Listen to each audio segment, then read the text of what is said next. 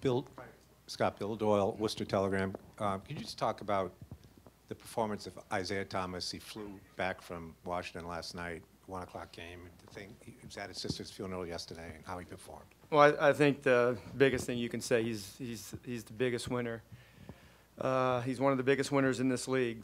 He just plays with everything he has, and that's what you want your players to do. He's an incredible talent, one of the best players in basketball. Scott, how is, to your right, how is Markieff? What do you know about what's going on with him? Don't know nothing as of yet.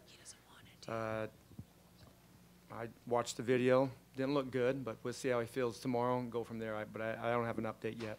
And how much does not having him change things against this particular group? Well, I mean, it definitely changes things, but, you know, we have to next man up. We have to figure out how to compete, and I thought our guys did a pretty good job. We let the three-point ball get away from us, but that's what they do. They shoot over 37 threes a game during these playoffs, and they were 19 for 39. It's hard to do that when nobody's guarding you, and they got some really good shooters all over the floor, and we just have to do a better job with that. Keith, you know, it was tough losing them. That's part of it. You just gotta move on and try to figure out ways to compete. Scott, Steve Belpet, Boston Herald. The difficulties that Al Horford presented you guys in the fourth quarter, inside, outside, how difficult is that to deal with? You know, he's one of the best all-around bigs in the league. He's probably, you know, top 2 or 3 passing bigs in the league, and he shoots threes. So he's a problem. You have to figure out, you know, the best way to maintain what he brings to the team. But, you know, he's definitely causes problems because he can step all the way out to the 3 and he can put the ball on the floor. And, you know, he's a great passer. 10 assists from your 5 spot. That doesn't happen often. Scott, sorry, again to your right.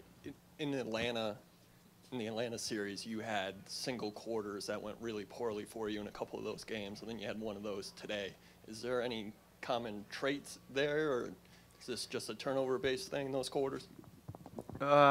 This is probably the only time I would say this. I don't like the consistency of it. It seems like every game we're having one of those quarters when we don't play well. And tonight was definitely that third quarter.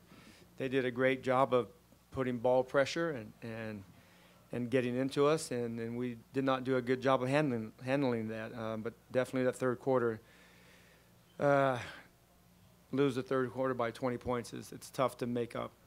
But we did. You know, we had a chance that we cut it. I think we cut it to 3. We missed some free throws in that fourth quarter, so we could have even been closer. But our guys, one thing I love about our team, we're going to keep competing no matter what the score is. We're going to keep playing for each other.